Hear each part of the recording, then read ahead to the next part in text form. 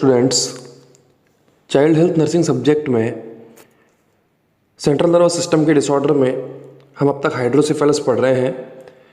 Hydrocephalus के बारे में अब तक हमने इसकी डेफिनेशंस देखी हैं, इटियोलॉजिकल फैक्टर्स देखे हैं, क्लिनिकल मैनिफेस्टेशंस देखे हैं और किस तरह से इसको डायग्नोस्टिक इवैल्यूएशन इसका किया जा सकता है वो हमने देखा है। आज हम इसके लास्ट पार्ट में मैनेजमेंट के बारे में बात करेंगे कि किस तरह से बच्चों में हाइड्रोसेफेलस से उसको मैनेज किया जा सकता है।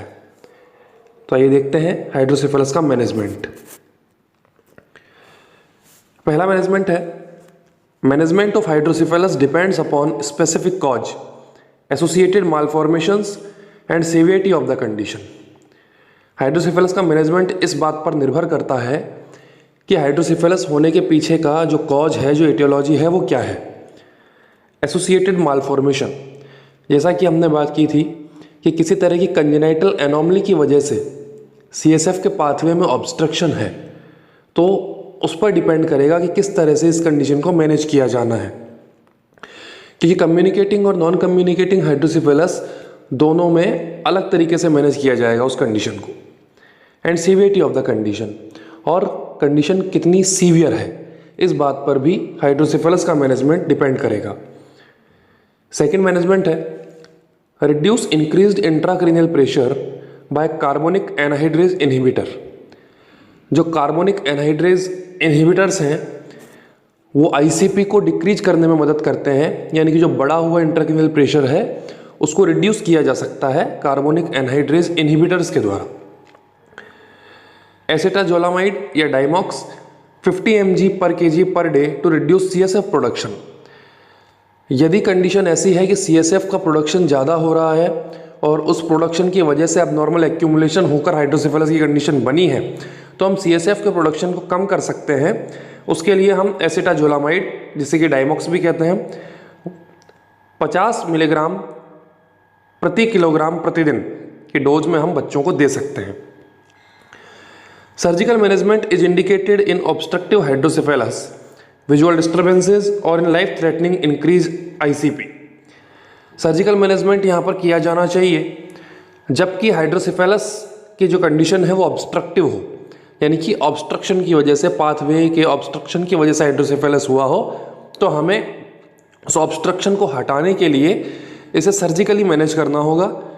विजुअल डिस्टर्बेंसेस की कंडीशन हो या फिर आईसीपी के बढ़ने की वजह से यदि बच्चे की जान को खतरा हो, तो इन कंडीशंस में हमें उसे तुरंत सर्जिकली मैनेज करना होगा। Ventriculostomy and choroid plexectomy should be performed. हम वेंट्रिकुलोस्टोमी कर सकते हैं सर्जिकल मैनेजमेंट में, यानी कि वेंट्रिकल्स में सर्जिकल इंसिजन के थ्रू एक पाथवे बना सकते हैं, या फिर कोरॉइड प्लेक्सेक्टोमी, जहां से सीएसएफ का निर्माण होता है, हम कोरॉइड प्लेक्सेक्टोमी करके सीएसएफ के प्रोडक्शन को रेगुलेट कर सकते हैं। इंट्राक्रेनियल और extracranial shunt is done to bypass the obstruction and to divert the CSF from the ventricular system to other compartment. क्योंकि हमने देखा है कि सीएसएफ का एब्नॉर्मल एक्यूमुलेशन हो रहा है, तो इस कंडीशन को हम मैनेज करने के लिए इस सीएसएफ को क्रेनियल कैविटी से निकालकर कहीं और बाईपास के थ्रू इसको अदर कंपार्टमेंट में भेज सकते हैं। उसके लिए हमें इंट्राक्रेनियल या एक्स्ट्राक्रेनियल शंट, जिसे कि हम बाईपास के तौर पर जानते हैं, शंटिंग की प्रोसेस अपनानी होती है, सर्जिकली बाईपास बनाना है और इसके द्वारा उस ऑब्स्ट्रक्शन को हमें रिलीव आउट करना होगा और सीएसएफ को डाइवर्ट करना होगा उस पाथवे से दूसरे कंपार्टमेंट की तरफ। The most common perform shunt is ventriculoperitoneal shunt. सबसे ज़्यादा जो कॉमन इसमें है वो वेंट्रिकल से पेरिटोनियल कैविटी के बीच बनाया हुआ एक शंट होता है, जिससे कि जो सीएसएफ है उसको वेंट्रिकल्स से लेकर पेरिटोनियल कैविटी में भेज दिया जाता है और इस तरह से क्रेनियल कैविटी में प्रेशर सीएसएफ का कम किया जा सकता है। ये था medical management.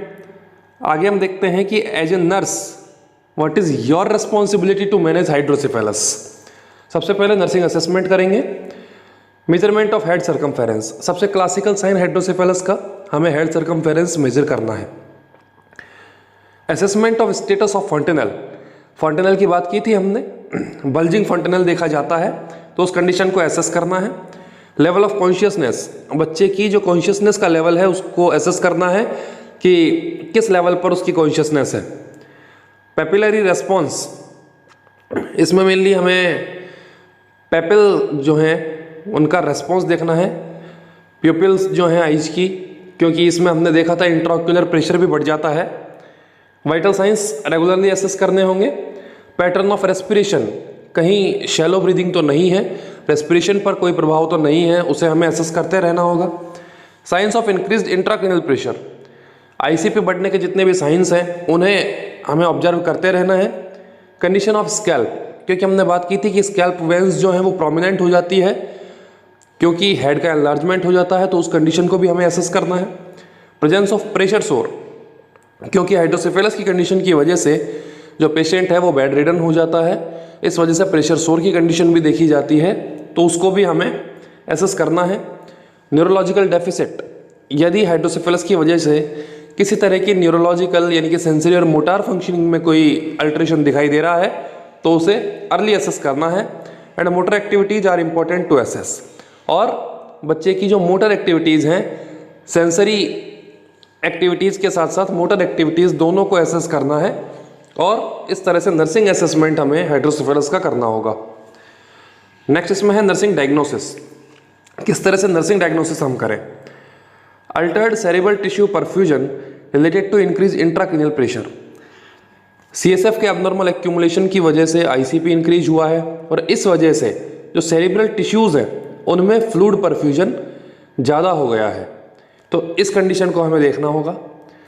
Altered nutritional less than body requirement related to reduced oral intake and vomiting, क्योंकि न्यूट्रिशन जो है वो अब बॉडी को उतना नहीं मिल पा रहा है पेशेंट की, और इसके पीछे का कारण है कि बच्चा ओरल इनटेक जो है वो बिल्कुल बंद कर चुका है, और आईसीपी बढ़ने की वजह से वॉमिटिंग की कंडीशन भी ज़्यादा देखी जा रही है, तो इसे भी हमें नर्सिंग डायग्नोसिस में रखना होगा।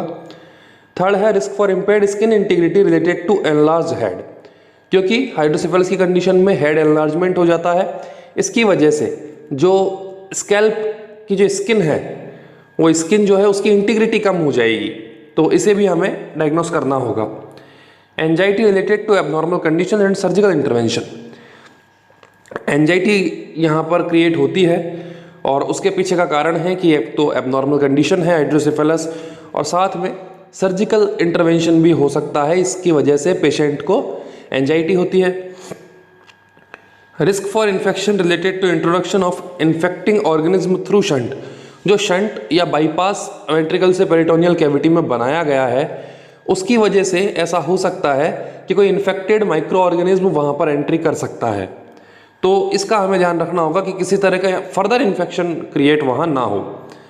Risk for fluid volume deficit related to CSF drainage, क्योंकि सीएसएफ को हम ड्रेन कर रहे हैं, बाईपास कर रहे हैं, और साथ में सीएसएफ जो है वो प्रॉपरली एक्यूमुलेट नहीं हो पा रहा है, जहाँ उसकी आवश्यकता है वहाँ नहीं हो पा रहा है, ऑब्स्ट्रक्शन की कंडीशन है, तो उस वजह से फ्लूइड वॉल्यूम डेफिसिट की कंडीशन भी पेशेंट में आ सकती है। Ineffective family coping related to life threatening problem of infant, क्योंकि हमारा पेशेंट जो है वो एक बच्चा है और इस तरह की लाइफ थ्रेटनिंग कंडीशन की वजह से उस बच्चे के जो परिवार है, जो उसके माता पिता हैं, उनमें बहुत ज़्यादा स्ट्रेस की कंडीशन आ सकती है, तो हमें इस कंडीशन को भी डायग्नोस करना होगा। इन डायग्नोसिस के बाद हम क्या इंटरवेंशन कर सकते हैं, आइए देखिए nursing intervention. Management of increased ICP and assisting in diagnostic procedure and administering treatment schedule as indicated and taking care of shunt if done, हमें इंक्रीज्ड आईसीपी को मैनेज करना है। जो डायग्नोसिस हमने हाइड्रोसेफेलस के लिए डिटेक्शन टेक्निक के through देखे थे उनमें आपको एज ए नर्स असिस्ट करना होगा। ट्रीटमेंट शेड्यूल जो आपको बताया गया है उसको एज इट इज आपको एडमिनिस्टर करना है, और यदि शंट वहाँ पर बनाया गया है तो उसकी देखभाल की जिम्मेदारी भी आपकी होगी, क्योंकि मेनली वहाँ पर स्किन केयर आपको देनी है और ख्याल रखना है कि शंट का जो काम है क्या वो प्रॉपर हो रहा है या नहीं। सेकेंड है provide adequate nutrition by breast feeding to the neonates and the infants up to 6 month. यदि बच्चा बहुत छोटा है, नियोनेट की कंडीशन है या फिर 6 महीने से कम उम्र का बच्चा है, तो ये ध्यान रखना है कि ब्रेस्ट फीडिंग ही उसके लिए बेस्ट है और बच्चे को ब्रेस्ट फीडिंग के थ्रू प्रॉपर न्यूट्रिशन उपलब्ध करवाया जाए। थर्ड इंटरवेंशन है maintaining skin integrity by soft pillow under child head. क्योंकि हेड एनलार्जमेंट की कंडीशन की वजह से स्किन इंटीग्रिटी जो है वो इम्पेयर्ड हुई है, तो इस कंडीशन को हम मेंटेन करने के लिए बच्चे के हेड के नीचे एक सॉफ्ट पिलो रख सकते हैं, जिससे कि ज़्यादा प्रेशर की कंडीशन ना आए। Frequent change of position, pressure source से बचाने के लिए बच्चे की पोजीशन बार बार चेंज करते रहें। And keeping the area clean and dry. और यदि सर्जिकल इंटरवेंशन है या फिर जो बेड रिडन पेशेंट होने की वजह से प्रेशर सोर की कंडीशन है, तो स्किन केयर देनी है और स्किन को ड्राई और क्लीन आपको रखना होगा। Reducing parental anxiety by explanation, reassurance and encouraging to express feeling. माता पिता को चिंता से थोड़ा सा आपको बचाने के लिए उन्हें रीएश्योरेंस देना है, यानी कि आपको उन्हें समझाना है कि किस तरह के प्रोसीजर आप करने वाले हैं और उनसे बच्चे को क्या क्या फ़ायदा होगा। Preventing infection by aseptic techniques, हमेशा एज ए नर्स आपको एसेप्टिक टेक्निक्स अपनानी है ताकि फर्दर इन्फेक्शन की कंडीशन क्रिएट ना हो। Maintain fluid and electrolyte balance bye IV fluid therapy. बच्चे का जो फ्लूइड एंड इलेक्ट्रोलाइट बैलेंस है वो आपको आईवी थेरेपी के थ्रू इसको मेंटेन बनाकर रखना होगा। तो आज हमने हाइड्रोसिफिलस के मैनेजमेंट के बारे में पढ़ा कि किस तरह से मेडिकली मैनेज किया जा सकता है और किस तरह से नर्सिंग मैनेजमेंट हाइड्रोसिफिलस का किया जा सकता है। इस वीडियो में इतना ही। थैंक्स।